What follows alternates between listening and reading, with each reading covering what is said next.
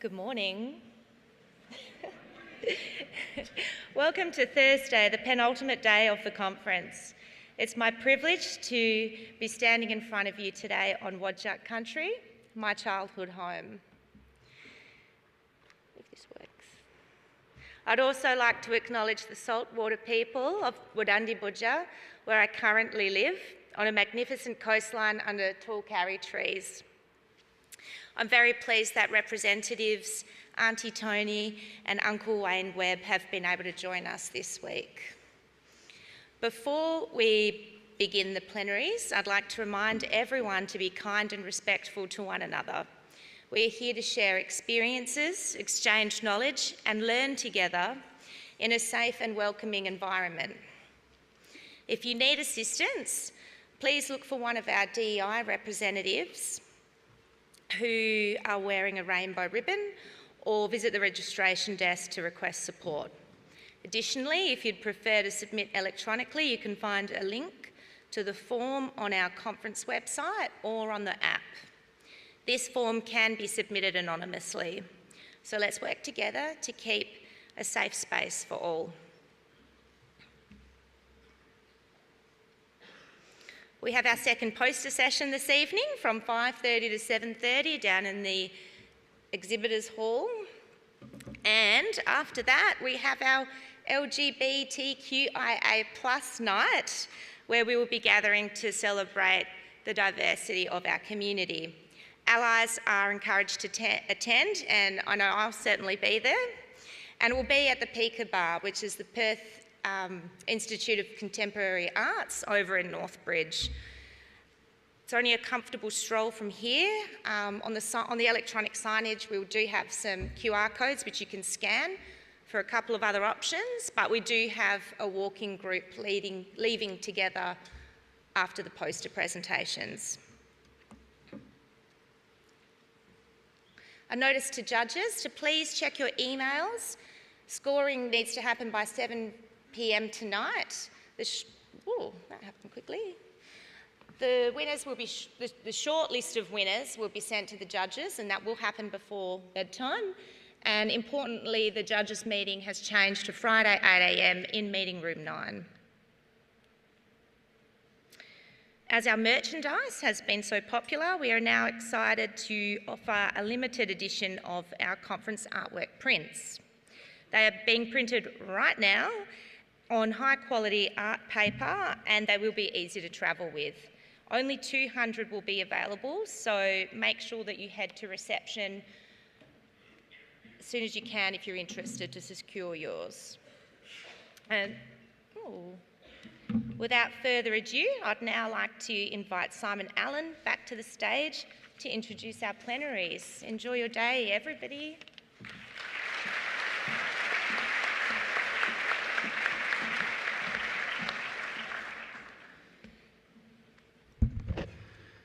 G'day everyone.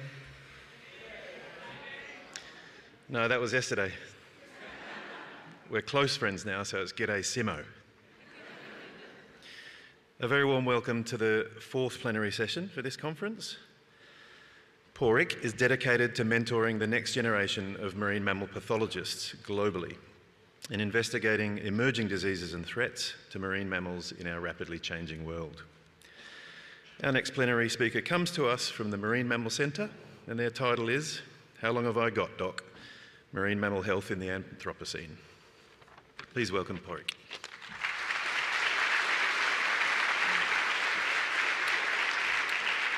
Thank you very much, Simon, and thank you all for being here. It's a great pleasure, it's an honour. And I'd like to also acknowledge the Noongar people and recognize that we are in their country, and I honour their ancestors and their elders, past and present. Now, just on that topic, I'd like to honour an elder of my own. So when I first came to the SMM and became a member, it was 1991. I just started in the lab of Joe Girassi. Okay. Thank you, Ben. It's always good to have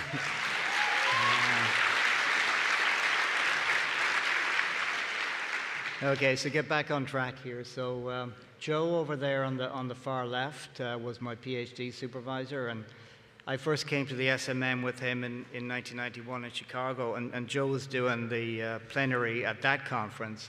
And I just thought, okay, you do your PhD, you become an academic, and then you go and do a plenary. I didn't realize it was such a big deal. So again, thank you everybody for inviting me. I really appreciate it. And the other character up there, of course, is Dr. Sam Ridgway, the dolphin doctor. He was also a very big presence in my life and mentor right up until he passed away just 2 years ago. Okay, so instead of saying, what's up, Doc, this is kind of the question I should have asked, is kind of where have we been and what opportunities have we going forward? I mean, through this conference, we've all seen the terrible things that are happening in the planet and the world and with marine mammals, and it all seems insurmountable and just too enormous. So I'm going to try and switch it a bit and try and be a little bit optimistic, even though some of what I show you looks terrible. But anyway, there's no getting away from the fact that there are just too many of us, and we're the root cause of all of these problems. There would be no climate change if we weren't almost 10 billion people on the planet. We can't really do much about that, but there's all the downstream effects of this. So everything we have done over the last few hundred years is all part of the Anthropocene. So we've hunted marine mammals almost to extinction in some places, and definitely so for some unfortunate species. We've caused tremendous habitat loss, degradation, pollution. We're actively involved in resource extraction and even expanding that in areas where we never were before, like in the Arctic. We've heard a lot about industrial fishing and bycatch and entanglements in this conference, as we have done with shipping interaction with animals, and like trauma, acoustic injury, etc. But I'm just going to focus more on climate change and trying to link that directly to changes in animal health globally. But to do that, I will use a number of examples, mainly from my own experience, just because I had the slides and it was easier. But anyway, so some of the impacts that climate could have on marine mammal health, and by no means this is exhaustive. I'm sure you can think of other things too. But one important one is emergence of new and novel pathogens, or evolution of host-pathogen relationships in the favor of the pathogen. Also, we see expansion of pathogen range, and that could be a disease, not just an entity like a pathogen. We also see situations where prey dynamics, prey-predator dynamic shifts or change as a result of climate change and impacts the marine mammal negatively. We also see anthropogenic disturbance now in places that we never could go before. So thinking of Antarctic and Arctic, where we now have the ability to go and mine and extract resources, etc. And there's tourism, there's more shipping and travel where there never was. And the last thing I have on here is something that started out with some work we did here on the Swan Canning River. Degradation of coastal habitat because of the severity and extent of storms. So for each of those, I'm going to give you some sort of case examples. For the first one about the pathogens, I've picked systemic protozoal diseases and climate changes in disease ecology, and using leptospirosis as an example of that. For expansion of diseases, I'm using HAB toxins, harmful algal bloom toxins. For effects on trophic systems and body condition, I'm using the grey whale UME event that we recently went through in the Northeast Pacific. And for anthropogenic disturbance in up till recently pristine environment, I'm going to use the example of stress in narwhals. And for the last one, it's freshwater skin disease in coastal dolphins. So some of you will have heard a little bit about protozoal diseases in this conference already, and most of you will know of Toxoplasma gondii, the famous parasite that is carried by cats and then gets into the environment. It's a big deal in Australia, so I'm sure most of you know about it, either from marine mammals or what it does in marsupials. That one and Sarcocystis neurona, they are cousins basically, except that the Sarcocystis has the definitive host in the Virginia possum in North America. Both shed oocysts on land. It gets into fresh water, gets into the marine aquatic system, gets filtered out, and then ends up in predators like marine mammals, sea otters, pinnipeds, cetaceans, etc. So it's a familiar thing: land-to-sea transmission, habitat destruction, excess rainfall, storm runoff, and then the pathogen gets into a system that it shouldn't be in.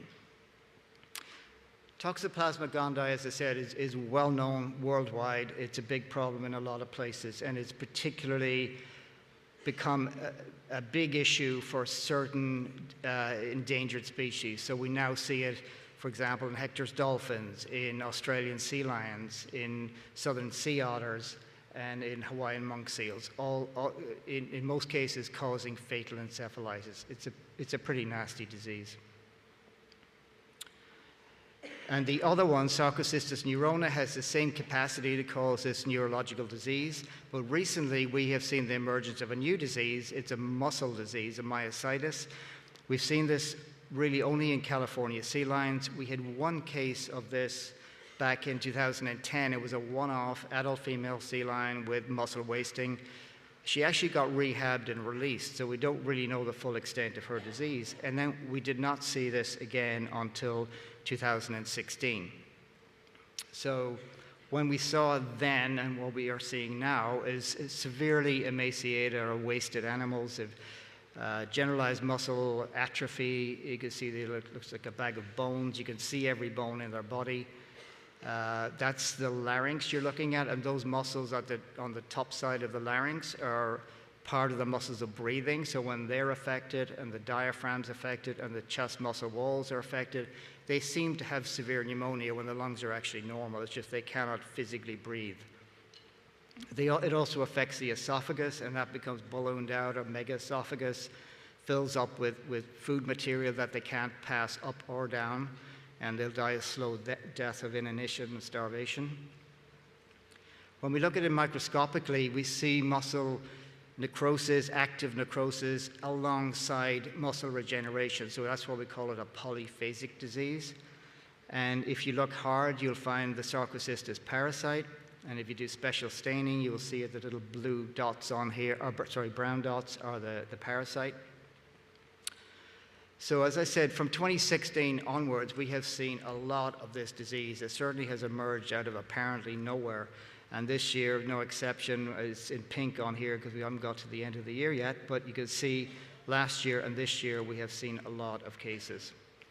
Now, with all of these cases, we have done the due diligence, we've done all the pathology, written it all up, and we've also written up the clinical signs that are varied with this because of the variety of muscles that can be affected in individual animals.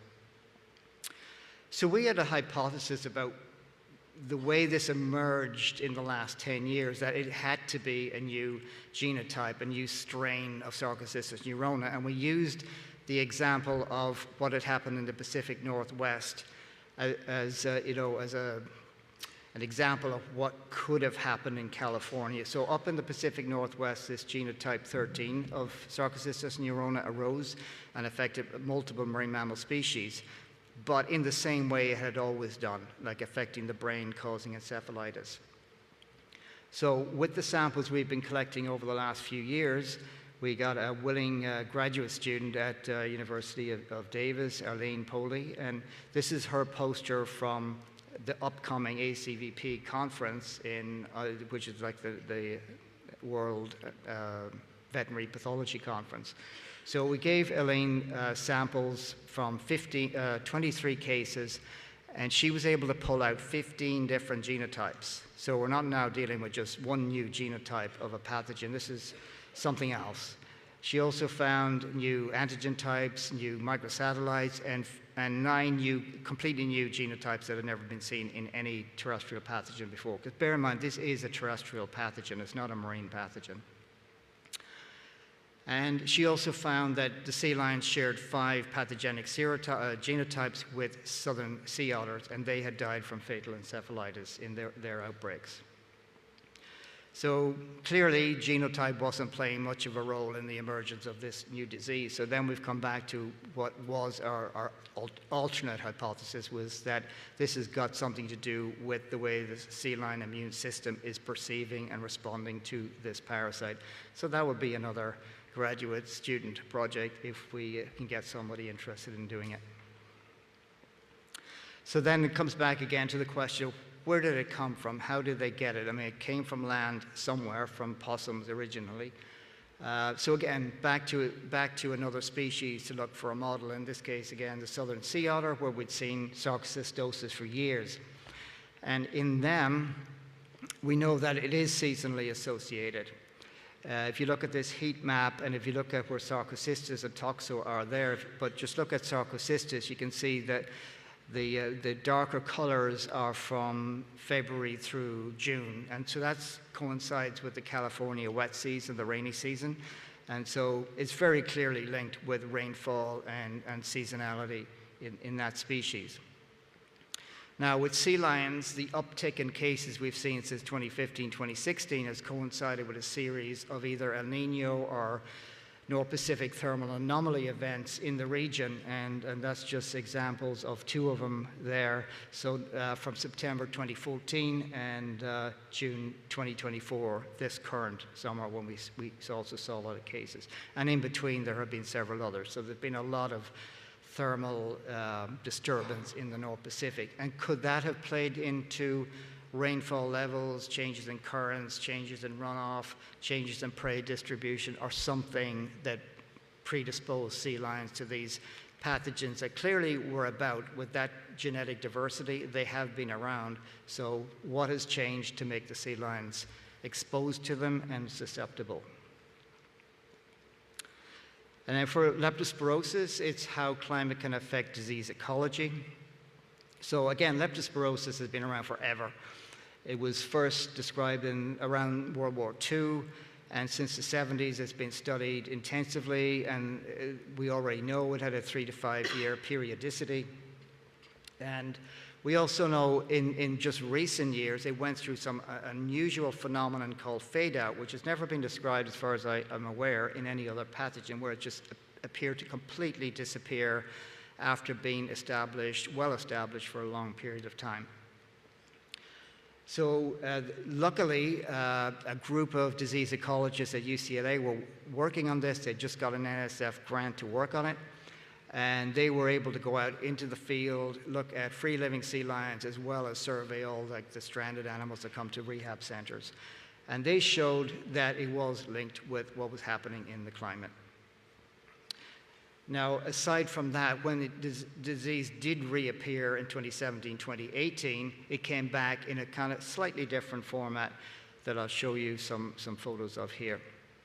But the classic leptospirosis that we're used to, the kidney on the far left there is a normal sea lion kidney. The one in the middle that looks like giraffe print is an affected leptokidney. So you've got pale expanded cortices, you've got congestion or hemorrhage of the corticomedullary junctions, and on histology there's tubular necrosis and a lot of inflammation. That's the standard leptopathology.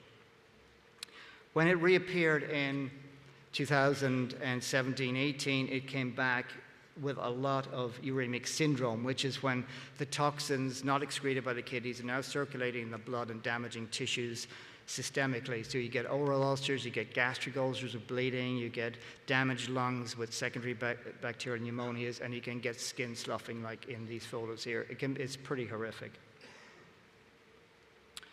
So the fade out and re-emergence story. So as I said, those folks in Los Angeles were doing all this serology and PCR testing of wild free-living sea lions from Oregon all the way down to Mexico. And they found a complete loss of pathogens in that period. And the pups born between 2013 and 16 had no antibodies, so they weren't even getting antibodies from their mothers. And then it was followed by that outbreak. So graphically, this is like the pattern of outbreaks from 1983 up till almost the present time, and you can see where that fade out was.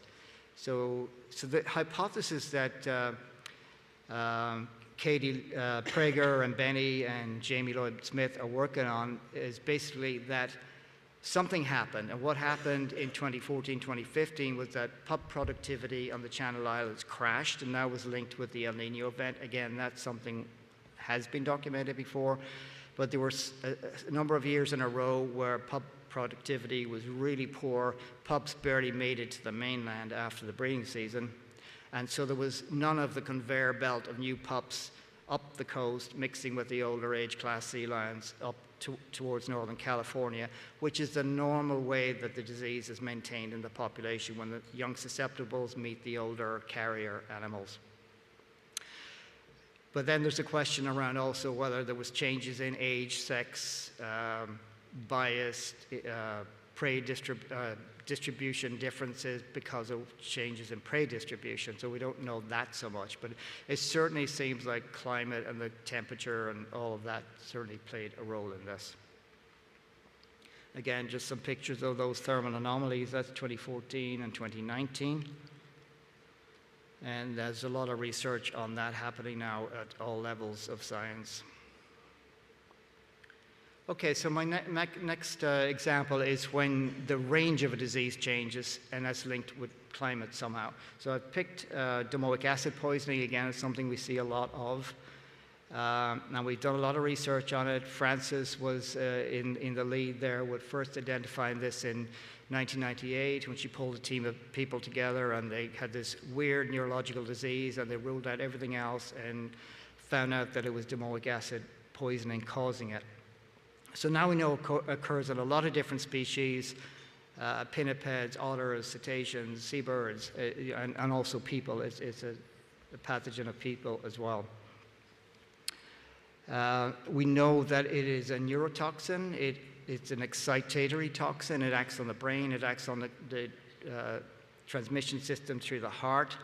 And we see these effects in all of the animals that we've studied. So in the brain, it particularly targets the hippocampus. So that nice curly thing there, you're looking at the dark arc of Ammon's horn is, I'm not sure if you can see these pointers very well, but the dark arc towards the bottom is Ammon's horn, and then the little curly cube bit up to the top left is the dentate gyrus.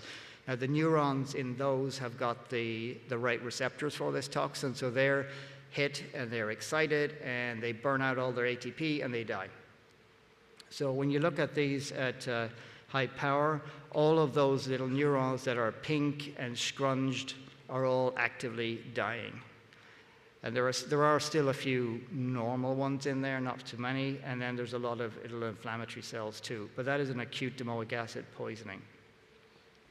And then if they do survive that, and some do, and they go on and develop chronic DA, all those dead cells are now removed and the tissue contracts down or atrophies, and so you get all those little holes. You can see there on the left-hand side of the hippocampus there, you can see like that figure of 8 hole. That's where the hippocampus has been severely atrophied away.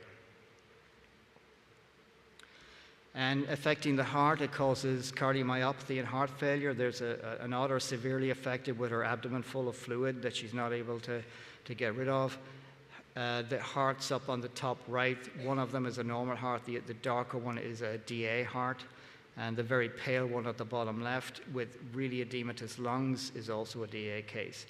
And when you do special staining on the heart, all the blue in there is all fibrosis, where the myocardium has been destroyed and lost and replaced by fibrous tissue. Okay, so it's, again, an evolving epidemiology with this.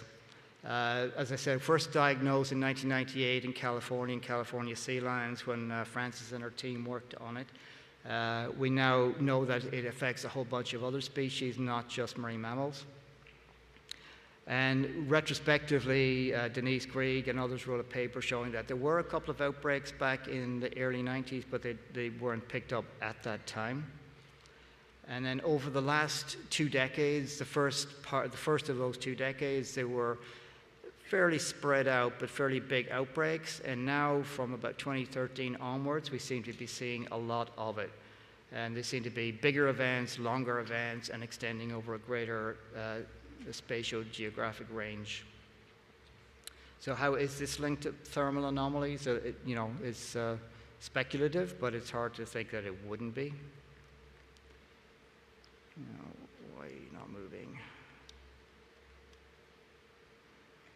Okay, so that very busy-looking graph, I just put that in there to show you where we are in 2024. So that magenta color there in the middle is the peak we just had. It was still happening when I left, but it was a bad one. And if you spread those out by years from 98 up to 2024, you can see, the first half of that graph, there's some big peaks, but there's some space in between. But from 2013 onwards, we seem to have had some bigger peaks, and they're coming closer together. And those are where the thermal anomalies occurred. Now, my third scenario is where prey distribution is different, shifted somehow, and affects the predator. In this case, it's the gray whale, and these are the UME events that happened. We had the first one happen, a big one happen in 1999, 2000, and then we had a second one just recently from 2019 through 2021. And those are those there. And for this most recent one, there was almost 600 whales examined between Alaska and Mexico. Many of them got full necropsies, some were just sampled for various things, but overall, the abundance of that population crashed by 24% as a result of this UME. And most of the mortality was concentrated in the northern spring migration, so between February, March, and midsummer. And we saw a lot of really skinny, emaciated whales. This is a juvenile animal, and it's covered in cyanids or whale lice, often an indicator that they've been in poor body condition for some time. When we did histology on the blubber, looking at the shallow, mid, and deep blubber, you could see the severe atrophy from right through. The more on the right-hand panel, you can see how there's pink and blue. The blue means there's no fat there anymore. You're looking at just connective tissue. The panel on the very right, the more superficial blubber, still has a little bit of fat in it. But that was pretty typical of what we saw histologically. And overall, there was no single cause of death. We saw the usual things. We saw traumas, we saw malnutrition, we saw some killer whale predation. We didn't find any significant pathogens at all, and we did a lot of investigation on that. We did measure some biotoxin levels, saxitoxin and domoic acid, but none particularly high and nothing with any consistency. The only common finding was the poor body condition. And that was also corroborated by other researchers doing field work, like photogrammetry with living whales. So we published our findings, as you can see there, but also like Frederick Christensen published this telemetry, sort of photogrammetry work showing poor body condition in the gray whales down in Mexican waters. So two streams of evidence, the pathology and the field studies, both pointed to malnutrition as being the big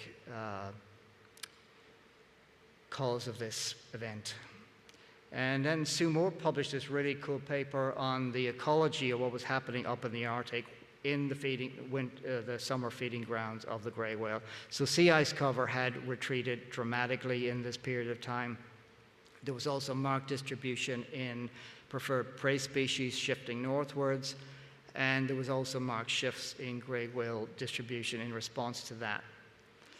And both of these UMEs, the earlier one in 99 and the 2019 one, were both preceded by thermal anomaly events.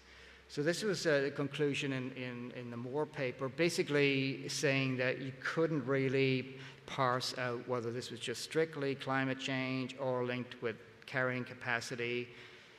You know, maybe it's a combination of both, and there's still work going on this.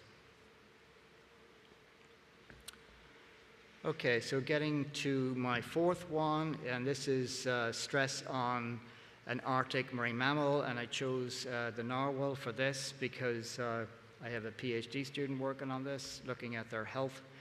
So a species that's ice obligate, and obviously with the retreating of ice is potentially in dire straits.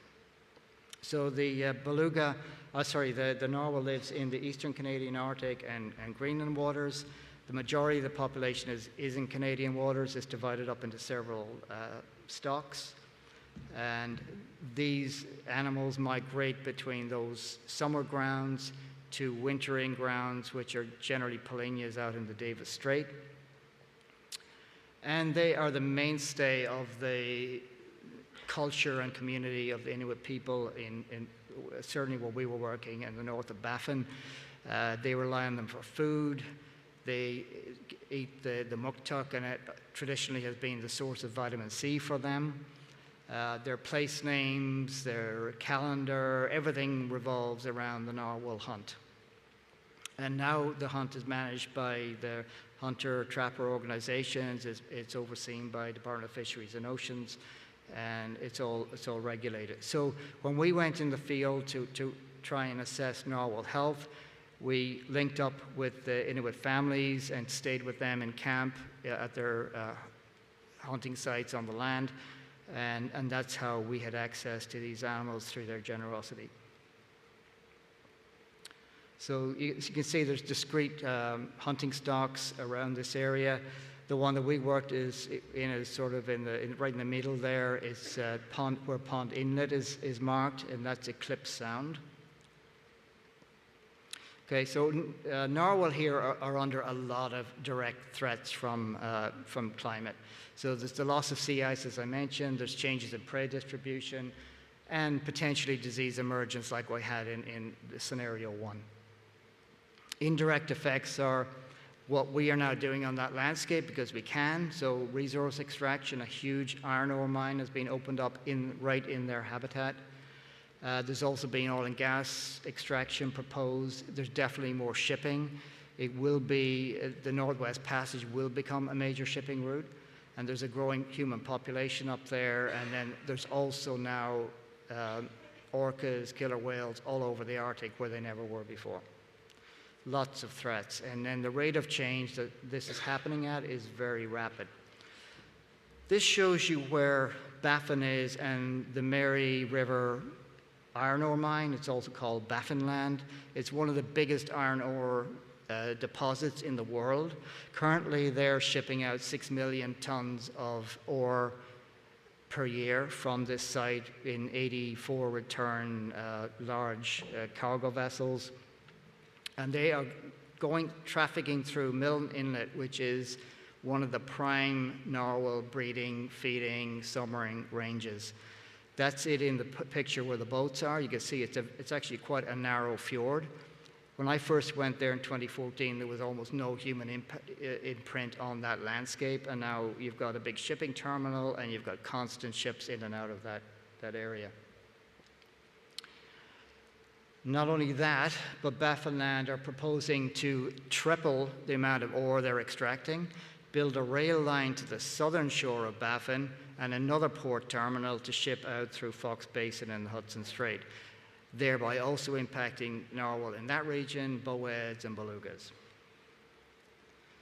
Okay, so there have been studies done already around this, and there have been studies done by DFO to show that there is more noise now in that area, and the noise thresholds are above what are regarded as being pathogenic for cetaceans, and in the region where, like Eclipse Sound and Milne Inlet, which are prime narwhal habitat. The paper on the left here is one that was published fairly recently, and shows dramatic in the top graph decline in the number of narwhal in Eclipse Sound, with a consequent increase in Admiralty Inlet, which is another sound but across the other side of Baffin. And that's actually pretty closely mirrored by a poster that's at this conference by Thomas et al., where you can see the two same places, Eclipse Sound, Admiralty Inlet, with decreasing population in one and increasing in the other. Only difference is that at the tail end on the right of the Thomas study, the population in Eclipse looks to be reversing and coming back again, and hopefully that is the case. It might be good. And it's interesting that when we talk to the Inuit hunters up there, they would tell us that the population in Milne wasn't always stable, that it would fluctuate up and down in their history and in their knowledge. So I hope there's a better outcome than what the graphs on the left show. Okay, so shipping is obviously going to increase up there. The graph on the left shows the current shipping across the Arctic. On the right is showing the Northwest Passage becoming a major shipping route right through the middle of narwhal habitat. And also killer whale predation, disturbance and active predation are ramped up. So anywhere orcas are, narwhal are not, or they're hugging the shore and trying to get away. And it's been predicted that they could kill anywhere between 1,000 and 1,500 narwhal in the summer season, which is pretty substantial given that there are only 70,000 narwhal in total.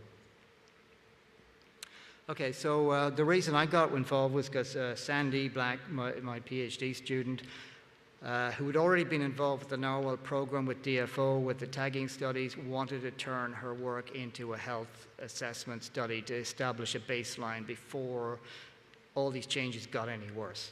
So she's looking at a whole bunch of different things. As I said, we were working with the hunters to do necropsies on the carcasses after they'd finished harvesting, looking at skin microbiomes, proteomes, markers of chronic stress like steroid hormones, etc., and doing pathogen detection. So just some of the sort of early work, early results that have come out of this are the cortisol studies, and that's showing you that pre-project, this is project meaning the mine, where the cortisol levels were at, and then as an extreme example of stress, we had samples from ice-entrapped narwhals on the very right. So they're like known stressed animals. So you can see that the animals post-disturbance by the mining activity are now somewhere in between. And working with the local Inuit hunters and trappers, we were able to do some necropsies on animals found dead, like this guy, and others that were harvested, and then we got to do a necropsy after they'd finished taking the skin and muktuk. So this guy actually had a lung tumor. Weren't expecting to find any cancer up there. It was a chondroma. This is an adult female. She also had cancer. She had a leiomyoma of the intestine. And another one had an adrenal lipoma. So in 8 animals, we had 3 with tumors. Yeah, so you never know what you're going to find up there, but these baseline studies are definitely necessary before there's too much disturbance to be able to link any of these things together. And then my last scenario is, very quickly now, is freshwater skin disease, climate-driven emerging disease of dolphins. And this work started here with Nahid inviting me to come to Murdoch to help with a disease problem that they were seeing right out the window here in the Swan River. And when I got involved with that, then I was contacted by Kate Robb, who's also in the photo there, with a similar disease, or exactly the same disease happening in the Gippsland Lakes. So we put our heads together on this, did a lot of work, did a lot of disease investigation, try to rule out everything. And in the end, and we recognized also that it was similar to what people were seeing in other parts of the world, like particularly North America, South America, and mainly the Gulf of Mexico. But the essential elements that we had here that nobody else had was that we had known resident populations of dolphins with individuals known over years. We had excellent water quality records from stationary monitoring stations all along the Swan Canning River and also in the Gippsland Lake, so we knew all the parameters of the water. And we also had excellent carcass recovery, necropsy, tissue sampling. So we were able to put this all together. Some of you will have seen pictures of this before, this ulcerative dermatitis of dolphins. Very nasty, it can cover 78% of the body. And it's almost like they have been burnt. They have lost so much skin that they lose so much fluid, and then the barrier for pathogens is lost, and they'll die from sepsis or some other cause. I'll just very quickly go through this. So that's normal skin. You add water, it balloons out, becomes very pale. You can see that on the left of that slide with normal skin on the right. As that progresses, those skin cells burst and rupture out to the surface, creating the ulcer. Or you can get an inflammatory response or infection starting at the dermal epidermal junction and then working its way out. So you get outside in or inside out. And either way, you'll end up with those horrible ulcers. Okay, so the environmental correlates were then in the Gippsland Lakes, we had a period of 10 years of drought, followed by heavy rains. That was in 2007. And then 2020, they had the exact same thing, and the exact same disease broke out again. And here in the Swan Canning, after a very heavy spring rain, we got the same thing, flushing of the Swan Canning with fresh water. Salinity dropped to 5 parts per thousand. Disease presentation started shortly after that. So you needed that dramatic drop in salinity and a prolonged period of fresh water. And looking back at the records for the Swan Canning, as I said, there was years of records. You can see this pattern happens almost every single year, but it's only in certain years that the salinity drops low enough to cause this skin disease. The arrows on the map there were the 3 index cases, and you can see one of them happened just right here by the bridge, right outside the window. I won't go into that detail, but it just shows you that over time, over that period of the outbreak, the complete river system here flushed out with fresh water, and it took a long time to return back to a brackish saline regime. And the same thing is now happening in Eastern Australia. We just had some meetings here at the conference with people from Parks New South Wales and the Australian Registry of Pathology, because they're now beginning to see this over there. That dolphin is one from Port Macquarie from last July. The place where this is really going to be bad, though, is the Gulf of Mexico. The number and intensity of storms is ramping up. And that's one thing. And the second thing is that the Louisiana government are just about to redirect the Mississippi River and flood Barataria Bay. And effectively, that population of dolphins will be wiped out by freshwater skin disease in the coming years. And if you want to know more about skin disease, we have a talk here this afternoon, and we have a poster. So please go and check those out. And there was also a little documentary made about that paper we wrote in 2020. If you get a chance to see it, that's the name of it. Okay, so getting back to this question then about what is the opportunity we have with all of this mess and all of these horrible things. So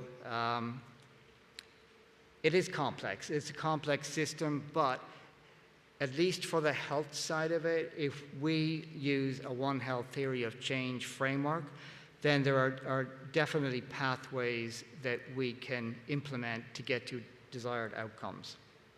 So what is theory of change? So you basically identify what your problem is, you devise a set of measurable actions that you can take, excuse me, and then you create a pathway of change and hopefully ultimately get to an outcome that is your desired outcome, which in our case would be better health for the marine mammals and a more sustainable ocean.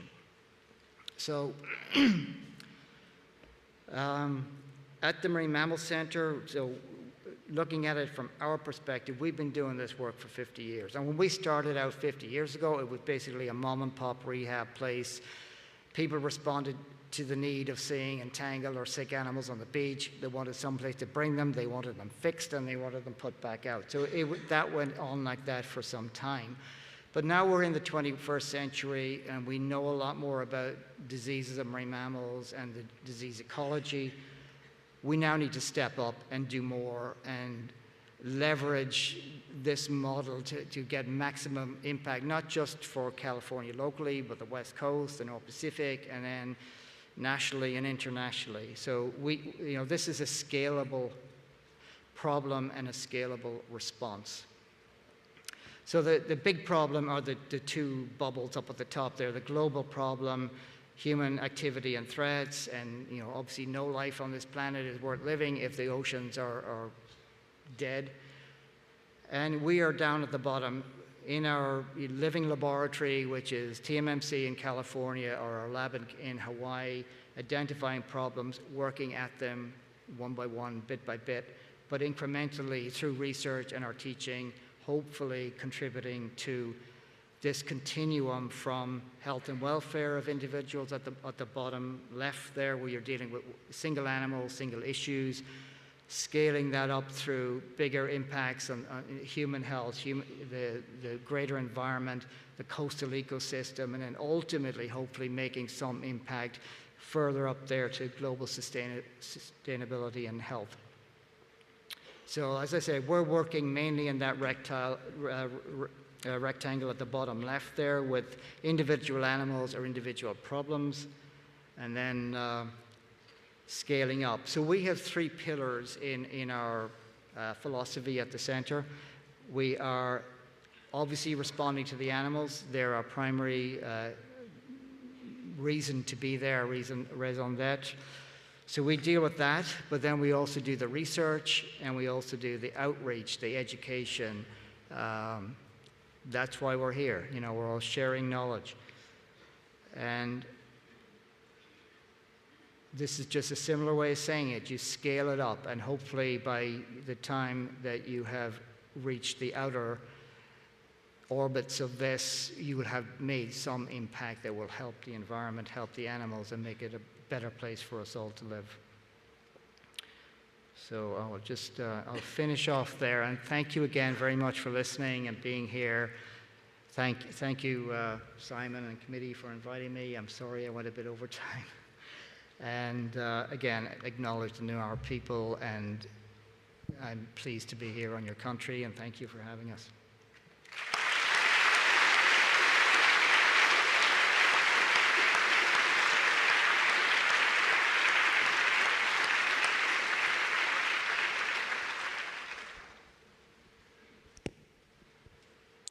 You can't escape. We have time for a couple of quick questions only, but if there are any pressing ones you feel it's important, please come forward to the microphone. Otherwise, I'm sure Pádraig won't mind if you round him up later on. I'll be here.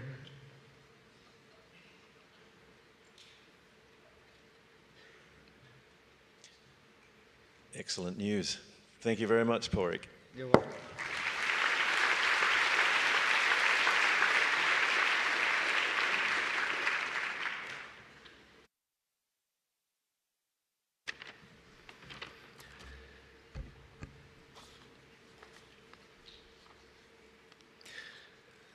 Karen, in collaboration with Indigenous New Zealanders and her team, explore animal welfare implications associated with stranding events and examine the effects of legacy and emerging environmental contaminants on the health, disease and life history of cetaceans.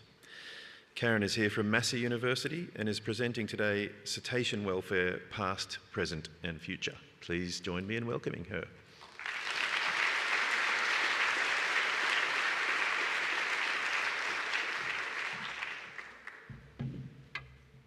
There's a precedence, so the shoes are off.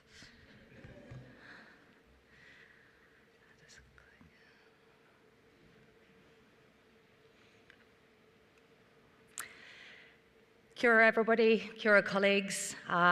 It is such an honour to give this plenary today. First of all, I'd like to thank the Society as well as obviously the conference organising committee for this very humbling invitation to speak today. I'd also like to acknowledge my co-authors, conservation biologists, welfare scientists, ecologists, anatomists, Mataranga practitioners. In keeping with the conference theme, Fishing for Change, I would like to present today a discussion of animal welfare science in the context, of course, of cetacea marine mammals. The change I am seeking here today, metaphorically at least, is that we as scientists, managers, and a society, a scientific society, consider where we position animal welfare science in the context of marine mammal conservation. Now, my deliberate reference here is to the science, so this will not be a presentation on the ethics or the morality of any of the impacts that we're going to touch upon. Instead, it will focus on animal welfare science as a scientific discipline, and specifically where we position that scientific discipline in our toolkit alongside other science disciplines to increase the efficiency at which we can detect, that we can identify, and thereby ideally mitigate human impacts to marine mammals. Now, increasingly, we see that welfare of wild populations is acknowledged as being critically important when it comes to conservation. In fact, there's plenty of examples of this in the literature already.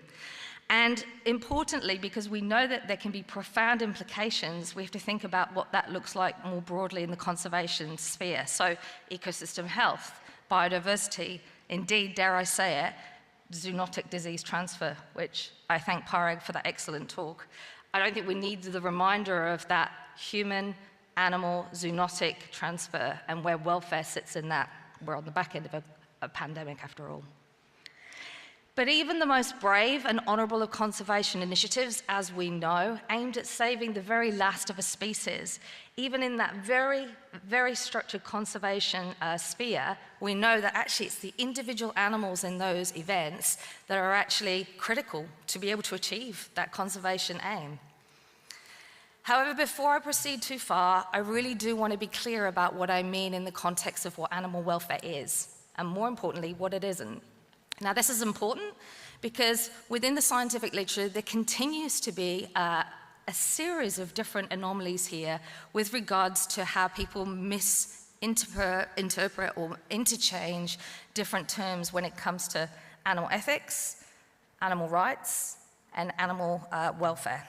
So let's begin. Animal rights considers the philosophy and the sociology of the animals as they relate to human society. Animal ethics is specifically looking at the impacts that we have as humans on animals. And again, both of these come from a standpoint of morality.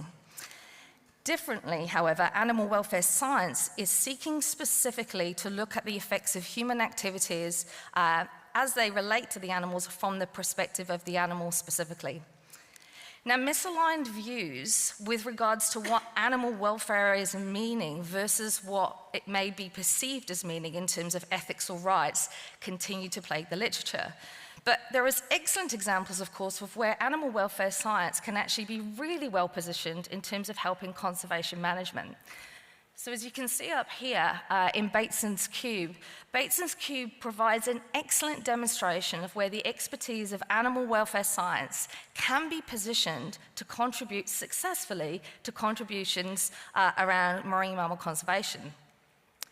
However, in that context, there's still the possibility, and we do see this frequently, where classic misalignment of terminology can give rise to statements such as animal welfare advocate. Well, an advocate is a person that's coming from a position of morality, and it's an ethical stance, and is not the stance of a welfare or a welfare scientist. So again, these are just classic examples that we see quite readily in the literature. And this misalignment can give rise to a misunderstanding of what animal welfare is, because it's too easy to just label it, therefore, as something emotionally motivated, or maybe lacking in scientific judgment, or possibly not even fully underpinned by rigorous research. And of course, this is unfounded. In fact, if we compare it to the classic, what we often think about in conservation, which is conservation biology, you'll see that both clearly are underpinned by multidisciplinary fields that are underpinned within scientific rigor and method, and accordingly, you have that same aspect of power to what you're assessing. The difference, however, is the scale and the resolution, and that's where the real power actually lies. Because if you think about it, animal welfare science here, as you can see between these two different comparisons, is the disparity you see is really that resolution of the individual to group level versus, of course, the population or ecosystem level. Well, as we already know, and Pádraig just gave it an excellent example of that, is it's at the individual level that you first see the differences. So animal welfare science, if positioned correctly, can actually be really useful in the toolkit for any conservation manager, scientist.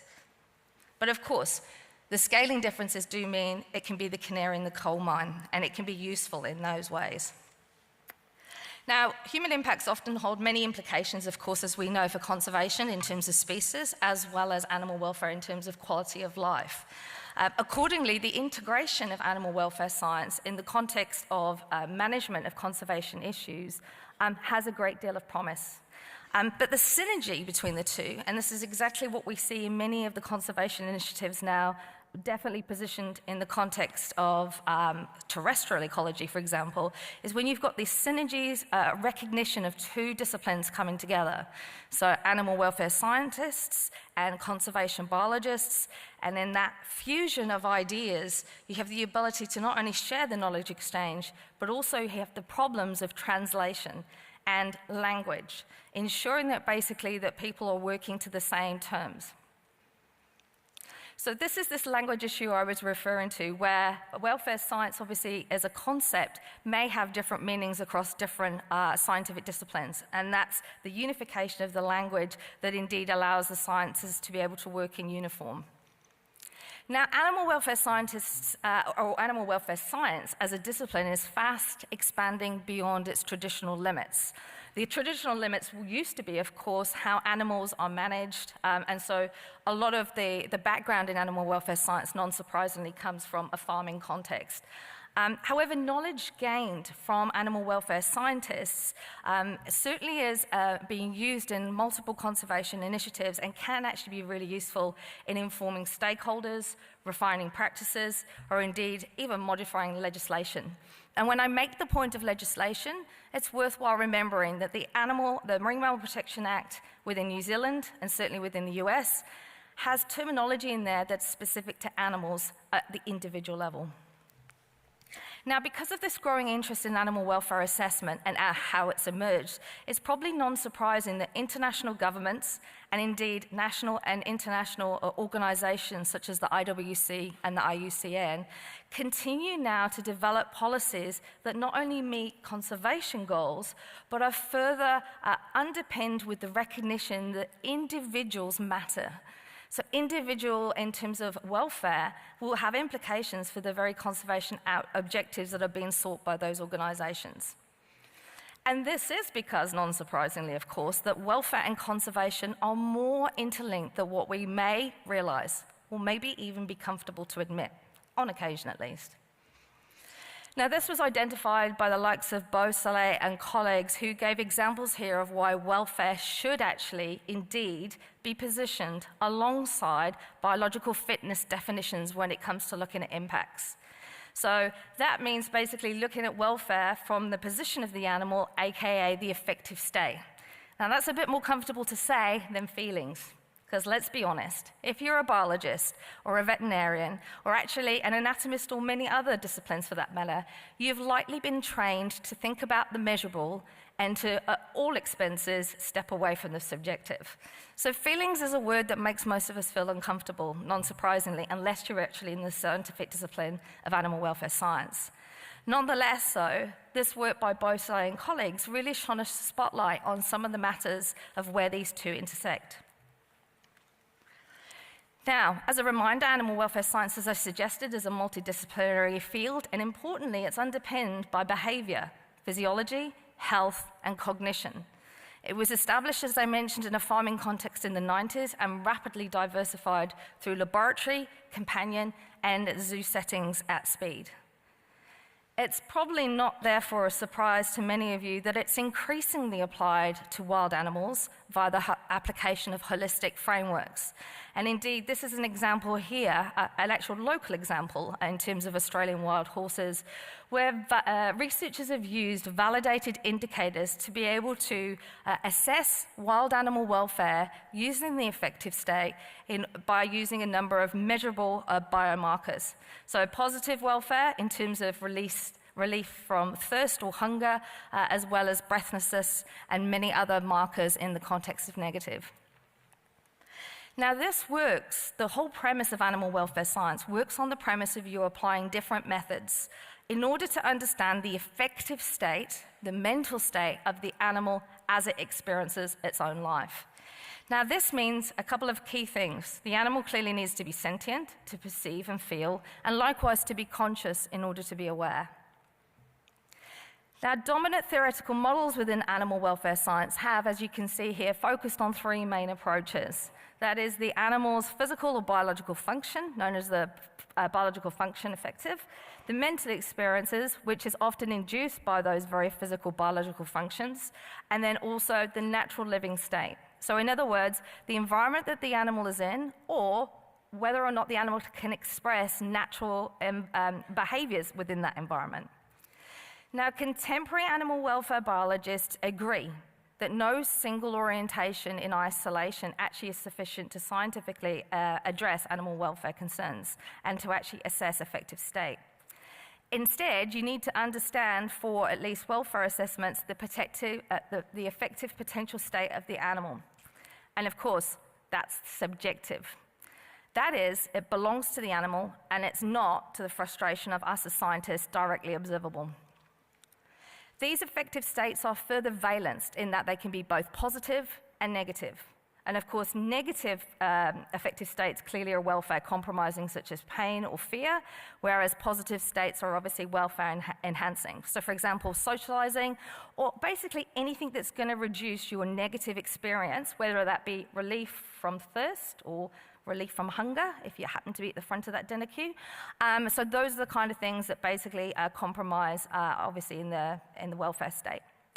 Now, additionally, of course, remembering that experiences vary also intensity and duration. So this is not only just across individuals and species, but also across different contexts.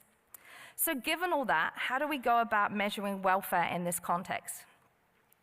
Well, as I mentioned, and I don't think we probably need too much of a reminder, to the frustration of us all, they are subjective. And the whole idea of the welfare assessment frameworks is to allow the development of bioindicators that can be used within such frameworks in order to infer the mental state. Now, there's a couple of really key points about these indicators. The first being, A, they must be practically measurable, clearly. And second, they must be validated. Now, when I say validated, what I mean by that is they must actually reflect what you understand them to be measuring clearly. Now, we do this by correlating across a number of multiple overlapping measures. So, for example, and Pádraig actually just gave a really good example in his, where you might be assessing perimortem, the behavior of an animal while it's stranded, and then subsequently you're doing the pathophysiology findings of that same animal. So looking at it from multiple different perspectives. And again, these are kind of published examples that are already in existence for marine mammals in the literature. Now, by collecting these types of data across multiple, measurable, evidence-based indicators, you have the ability to make well-substantiated inferences then with regards to the type of mental state that may be elicited by those events. It is important to remember such inferences are actually really not that different to the inferences that you would make in scientific query on an almost regular basis, especially in the context of, say, statistical models. The whole idea is you've got certain things that are measurable, and then there's certain things that you're inferring from that. So it's about a tool. You're honing a tool in order to validate those indicators along multiple lines of evidence that will allow you to strengthen the inferences that you're drawing from them. And I like this analogy here because I imagine that those stepping stones are exactly what you're trying to do. You're using those planks to get across to the land where you can make those inferences with some substantive manner. So, what do those types of welfare indicator look like? Well, broadly, they're split into two categories. They can be animal-based, as you can see here, body and behavior, versus resource-based. And from a direct line of evidence perspective, we typically find that animal-based indicators are actually more reliable because they give you more information specifically about the individual when compared to, say, the resource-based indicators. Further to that, they are subdivided, so they can either be welfare status or welfare alerting. So what we mean by welfare status is these are ones that are specific to the animal's physical state. So it gives you an idea, for example, about the external injuries of the animals or specific behaviors, which is more directly inferenced to the effective state that the animal will be experiencing. In contrast to that, you have welfare alerting. So these do not give you direct information directly about the animal's status, but it does give you some perception of the amount of risk that might be compromised to the animal. So in many cases, you can understand they're often resource rather than animal-based because the environment often is where the most risk is likely to be held. But there are some animal-based, for example, age. As we know, age works against us, sadly. In relation to reproductive status, yes, we certainly have some issues in that department too. So the point is that you can get both biology as well as obviously resource links to those. Now, aside from the indicator types, we also see duration intensity being important. So obviously, any kind of impact that is of low duration, low intensity, low severity, or over a short time is clearly going to give rise to differences of welfare status impact compared to the opposite vice versa scenario. Now, needless to say, assessment of animal welfare does all sound great theoretically, but we're very aware, of course, that in the wild, it is posed by unique challenges, and I think we can all agree on that. And they are primarily due to the fact, because of the lack of universally applicable biomarkers. In such cases, however, this is where the power of expert elicitation can really take effect, because here it allows you to inform evaluations of the subjective experiences from the perspective of observers. And to reduce subjectivity in these kind of assessments, and you can see a couple of examples that are shown here from the recent literature, the idea is that you're using measured, observed parameters from the scientific literature already, for which, most importantly, it is understood what their functional roles are. Now, non-surprisingly, these type of assessments are usually qualitative as opposed to quantitative, and are generally applied in that manner, again, because of the subjective nature that you're dealing with welfare assessments. However, to reduce that subjectivity, we further are using a number of different tools at our disposal. So firstly, a diversity of experts with complementary backgrounds, of which then you are asking them to grade and score their own knowledge and their own perceptions of the affective states that you're asking them to comment upon. Once you have those types of indicators and that knowledge through expert elicitation, you have the ability then to feed that into the context of frameworks. And as you can see, we use welfare assessment frameworks to guide the evaluation of a welfare state based on the parameters that are measured, as well as the inferences that you'll make accordingly. Now, these frameworks work by using validated links, as I mentioned. You're taking what you know and what you can measure in the physical states that we've talked about to infer the mental states that they are likely reflective of. And indeed, one framework that has been extensively used as part of the scientific method to assess animal welfare across a plethora of different species and situations is that of the 5 domains model. And that was actually from David Mellor and colleagues, who is a proud member of Massey University, albeit retired, but somebody we highly look to. Now, this model explicitly separates physical and functional impacts from the affective states that influence animal welfare. And in actual fact, in the latest 2020 version of the model, the 5 domains has, until just recently, been very focused on certain aspects of sectors when it comes to animal welfare assessment. So as I mentioned, agriculture, zoo, and up until just recently, very much in the outside of the wild space. However, within this 2020 model, the ability to actually use, as you can see here, 3 physical functional domains of nutrition, physical environment, and health, and 1 situated domain of behavioral interactions, the model allows then inferences to be made to the 5th domain of the mental state of the animal, which obviously gives rise to the welfare status. Now, the model works basically on the premise that the physical and the mental states are linked, as you would expect. Any compromise in any of the 4 domains are used to infer the potential cumulative impacts that the 5th domain or the affective state will receive. Again, this is the indicator of the welfare. It is important still to remember, as I talk about these inferences, which I know for many is the bit that's uncomfortable in the conversation, but the inferences of the 5th domain do not stand alone. They're underpinned by scientific information. They're garnered from the literature of neuroscience, behavioral science, cognitive ecology, the multidisciplines that set beyond, obviously, just necessarily the scientific disciplines that we may be most familiar with. And as I mentioned, in the 2020 reconfigured version, this was first applied to marine mammals in 2020 as a result of Nichols et al. Paper. And again, using that same expert elicitation process that I spoke to a moment ago, the model was able to look at the potential different welfare implications of human impacts on cetacea. Now, as is standard with the 5 domains model, the authors did the same. They looked at the 4 physical functional domains as shown here, and then they used this to cautiously infer the potential mental effects and states that the animals would be experiencing in those domains based on the physical parameters that were measurable. Indeed, since the welfare assessment tool was published in 2020, we've now seen various applications of this framework encouragingly appearing in the literature. Here are actually just 2 recent examples from exemplars of authors who have recently applied this in free-ranging Indo-Pacific humpback dolphins. And again, similarly, in an associated welfare tool known as CBIZ, recently developed actually by UK colleagues, CBIZ is actually a simple, reproducible, robust method whereby, based on the welfare assessment tool, it can be used to look at the implications of welfare of bicorp animals. Now, while the 5 domains welfare assessment was indeed the first for wild cetacea, it actually came 5 years after Seawell. Seawell was the first welfare assessment tool designed for marine mammals and was specifically designed by Clegg and co-authors to explore the welfare of dolphins under human care. And again, this was based on nutrition, housing, and a number of other similar parameters of the 5 domains we spoke about.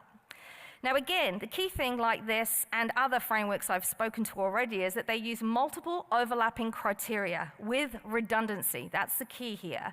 The redundancy allows you to ensure that you're not preventing any or missing basically any important welfare indicators and ensuring that you don't have any overlooked. In the case of Seawell, this was 36 measures across 11 criteria scored for welfare, everything from 0 to 2 in terms of good to poor welfare.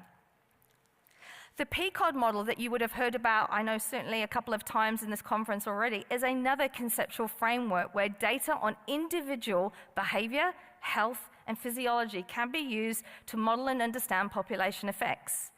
Now, technically speaking, this is not a welfare framework since it makes no inference to the effective state of the animal, although it still draws focus obviously clearly into the fitness.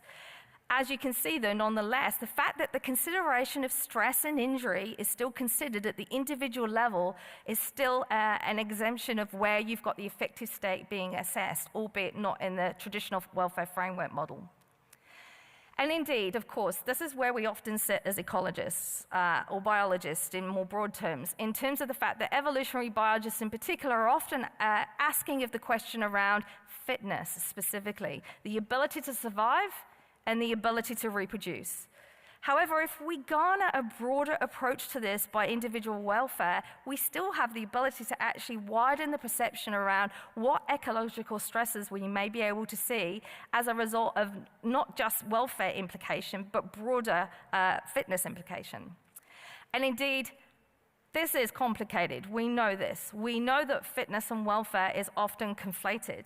And it's further complex by the fact in some situations it's positively correlated, and in others it seems that no correlation whatsoever exists.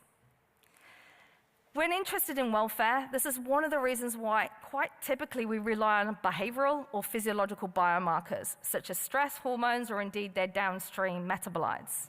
However, as we know with glucocorticoid concentrations, these are a reflection really of arousal. And accordingly, we need more. We need behavioral and further physiological parameters to be able to align to our assessment when it comes to welfare and stress. Again, as the hypothalamic pituitary adrenal HPA axis activation shows, this is implicit within positive and negative valences. We know this. It's already shown in the literature. And it's actually, without doubt, still one of the most useful measures of stress. However, what we also know is that stress does not always activate that HPA system, and that there can be other things other than stress, such as reproduction and mobilization of energy reserves, that can give rise to those changes. So again, another take-home message, it's complicated. Viewed broadly, we know poor welfare is associated often with chronic, excessive, uncontrollable stress, where an animal has by no means to be able to return to its preferred homeostatic set points. Now, in addition to physiology, of course, there are other mechanisms that we need to be able to assess in welfare. And indeed, I've already mentioned that behavior is the other. Certainly, better understanding of social behavior particularly will undoubtedly provide important new insights to the welfare of wildlife. And that is within what we study in terms of marine mammals, as well as much more broadly, of course. For example, aspects of social structure and social transmission of information certainly warrant an in-depth exploration of the influence of individual and group welfare implications. And indeed, there's been some excellent texts by authors that have done exactly that, and have actually used the 10 qualities of Wilson to actually, as a framework, to actually examine the importance of sociality for individual and group welfare in cetacea. So sociality, unfortunately, undoubtedly, my apologies, has benefit, as we know in the studies that have been done with regards to, obviously, culture. We know that there is individual benefit from the point of view of predator defense or alloparental care, or foraging success, for example, in terms of the transmission of information from individual and from populations. However, we also know that social learning has potential increases in vulnerability as well, with regards to the potential for spreading of maladaptive behavior, or indeed also the potential for disease. Now, accordingly, interplay between sociality and welfare is complex and multifaceted, and I will probably say that at least 5 more times before the end of the talk. But such complexity is not only existent at population or in groups, as we've talked about, but it's across species, as we know, and also across age classes. And indeed, age, as is always the case, sadly, is important to consider when it comes to welfare. This is because wild animals do experience various different challenges and opportunities as they mature. Not all wild animals will, of course, survive. Those that are born won't all make it to adulthood. And therefore, the individuals that die at their truncated lifestyle will have met a difference in welfare effective state that they will have received compared to an animal that lived out its full longevity. Indeed, the importance of viewing welfare as something that accumulates over a time of an animal's lifetime is increasingly recognized, and not just in broad taxa, or not even just in mammals, but has recently also been talked about in some examples I'll give shortly. This one, though, is particularly intriguing to me. Bates and Empire extended the theory further to suggest that the ratio between biological and chronological age, as we often measure with biomarkers such as telomere length, is not only a proxy of health, but a proxy, a quality, ability to assess welfare of an animal across its life. Now, I think they are incredibly powerful indicators that we have, albeit emerging, albeit needing fine-tuning, that literally sit on our doorstep when it comes to our society and the work that we do with marine mammals. This approach, of course, is premised on the same fact that cellular damage and repair is triggered by physiological processes, and the efficiencies of those processes are affected by emotional states like fear, like anxiety. So I'm reminded always, every time that mirror is reflecting, that aging, of course, is a result of that somatic damage. And accordingly, while we can use the biological aging process to consider the damage, as I say, in a fitness perspective, we also have the ability to consider how the positives and the negatives in terms of the balance of good experiences that cause repair, or indeed the mitigation of damage, can balance out when it comes to not only assessment of fitness, but also the welfare of the animal state. Now, based on this premise, biologically old for their chronological age animals will, on average, have experienced clearly worse lives than those of their younger counterparts. And again, this comes back to not just an assessment in the context of fitness, but also in the context of welfare. Indeed, what I'm saying here clearly is that welfare is not standard, and of course not constant. And there are multiple different factors that can affect the 4 physiological domains that we spoke of earlier when it comes to age. And that, again, is no different in marine mammals. There's some great examples that have already been given in the literature in that space.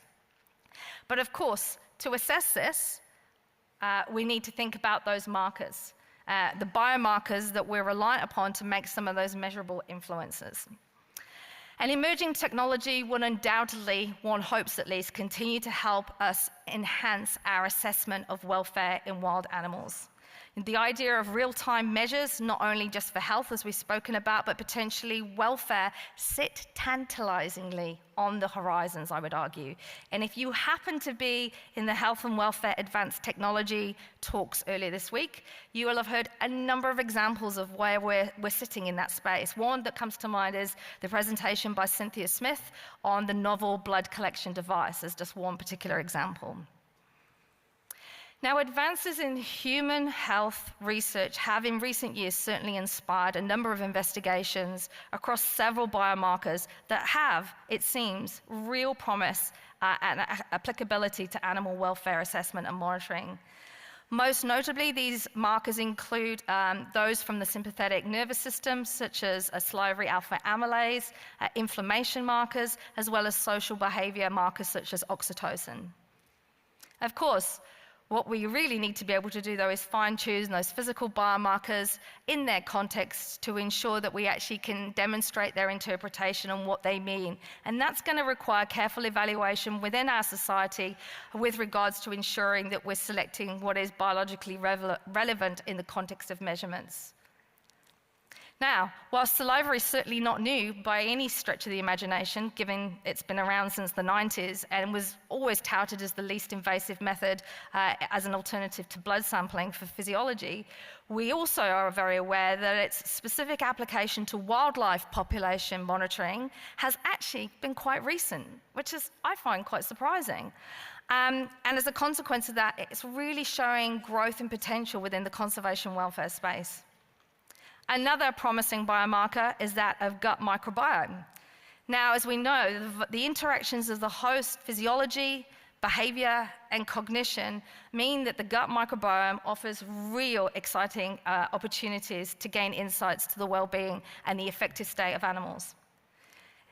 It's already considered as a reflection of animal health and stress levels, but increasingly we can see with these latest papers coming out that now there's real insight to the potential of gut microbiome being able to give insights to emotional state. So here, this intersection between gut microbiome and animal welfare clearly has great promise.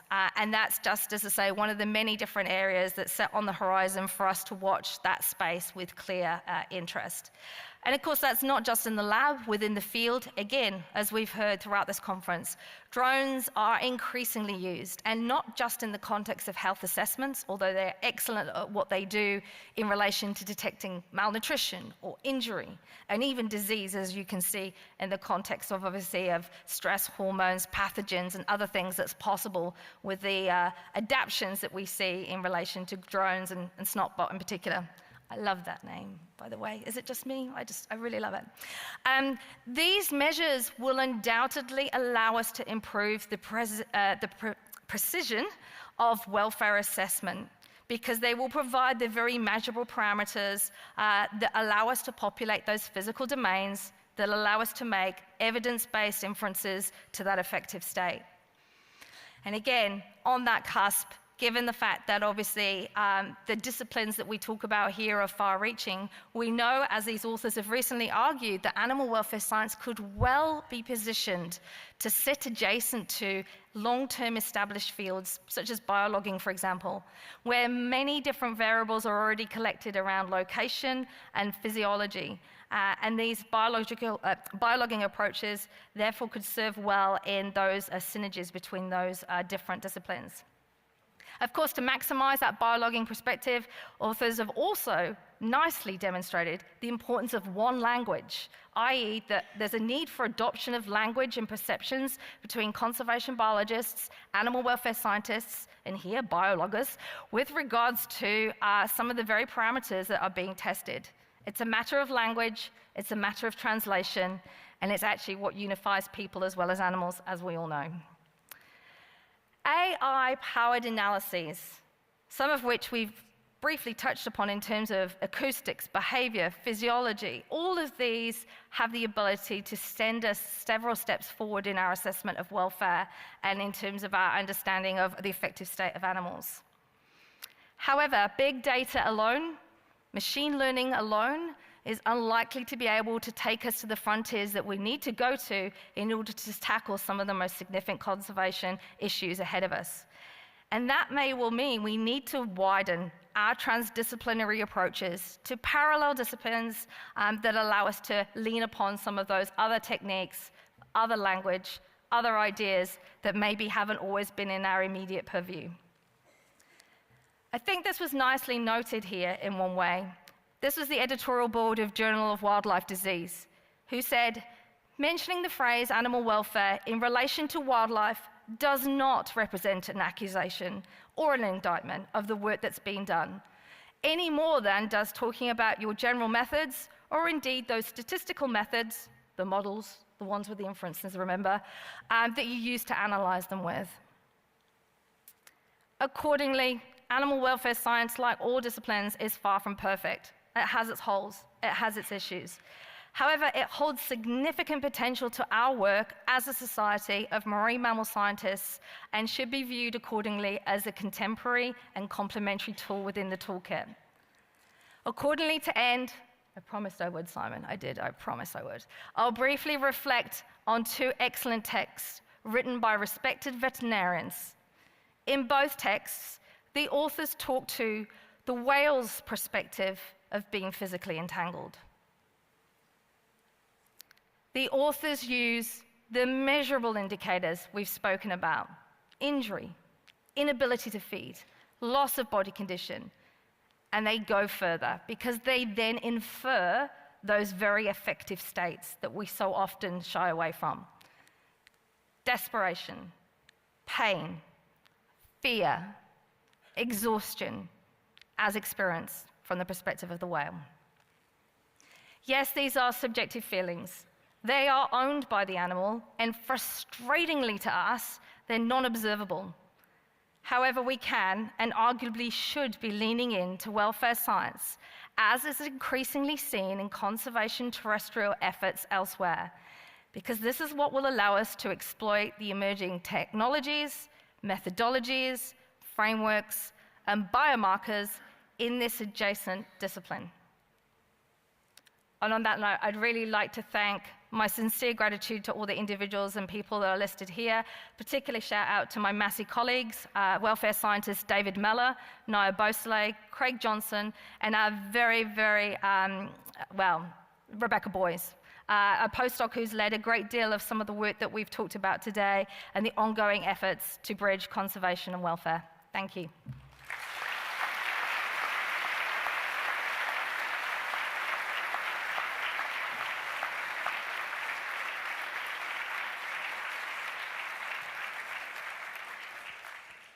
Thank you very much, Karen. We have time for some questions. You know where the microphones are? To relieve any stress, there is in fact a 1-hour break until the next session begins, so we're not in a massive rush. Go ahead.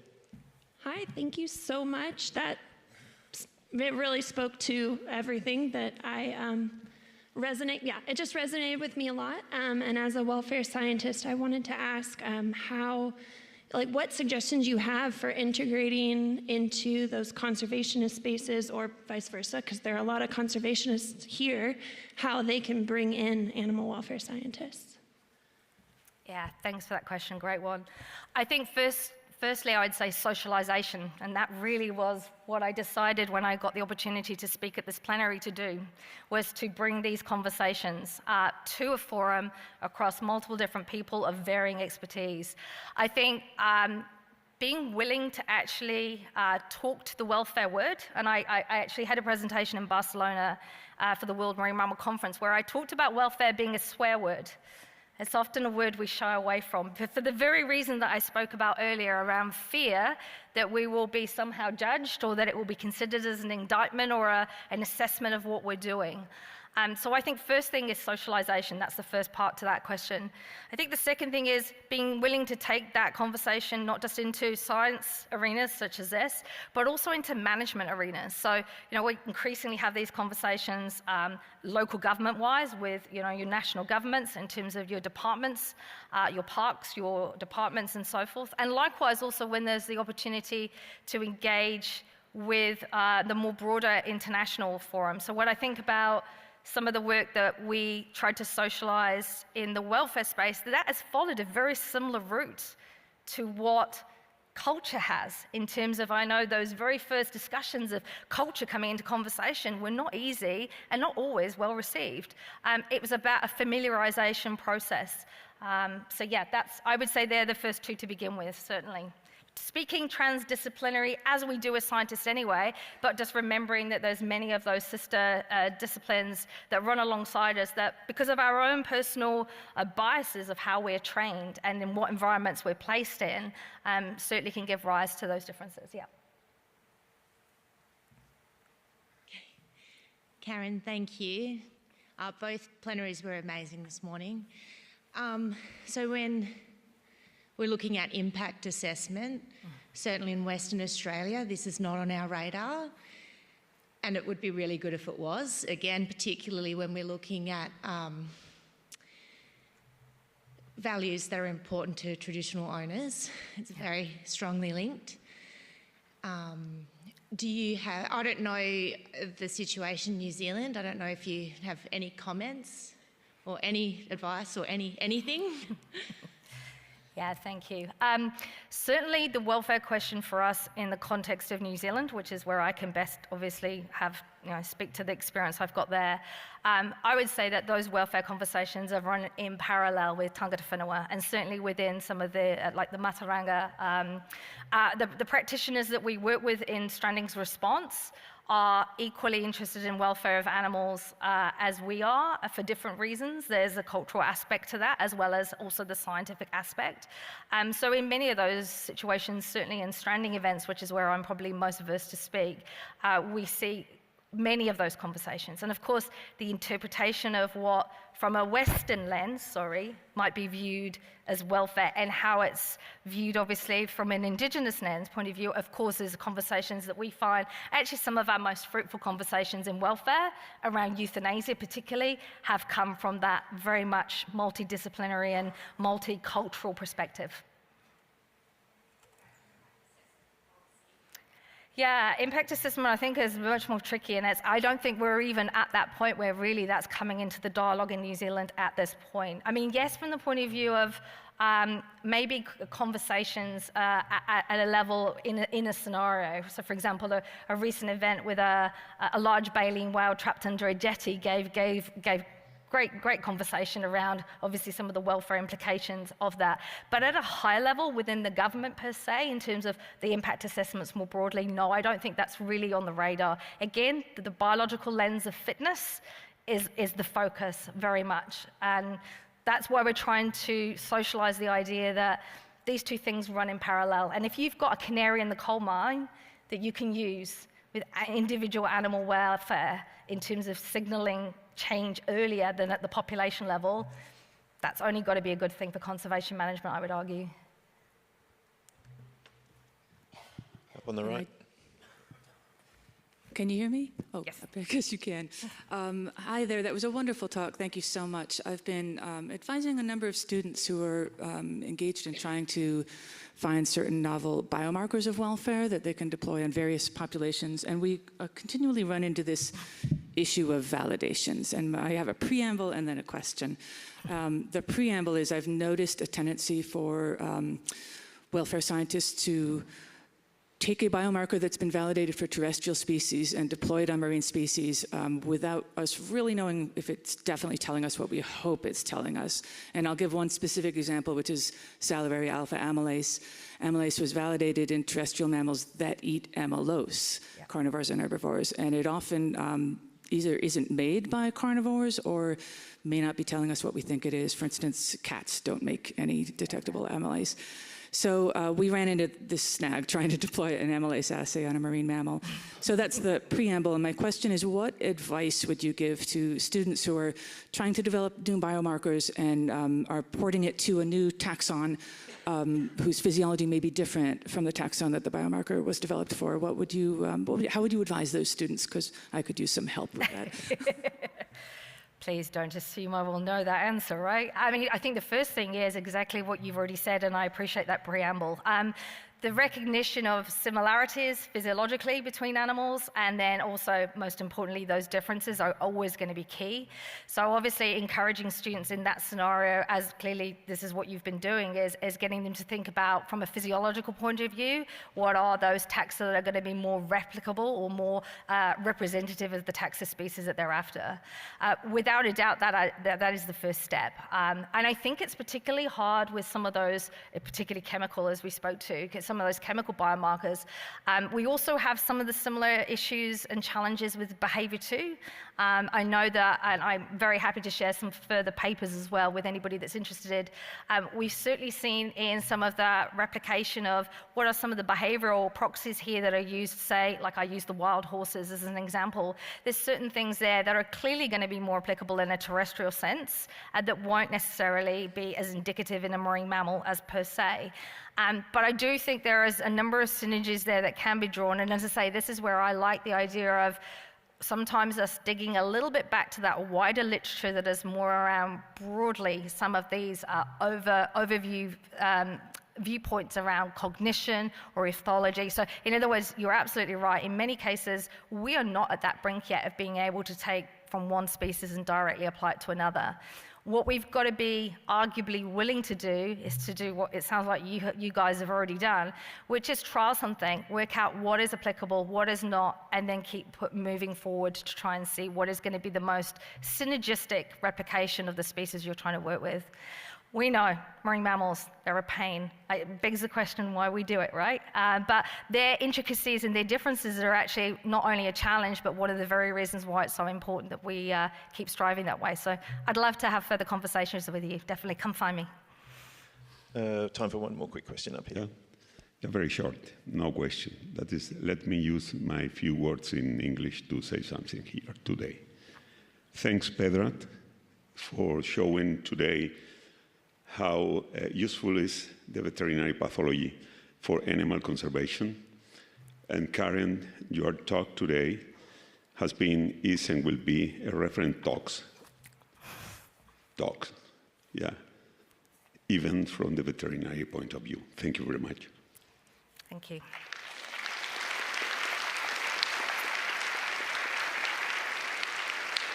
Please join me in again thanking both plenaries.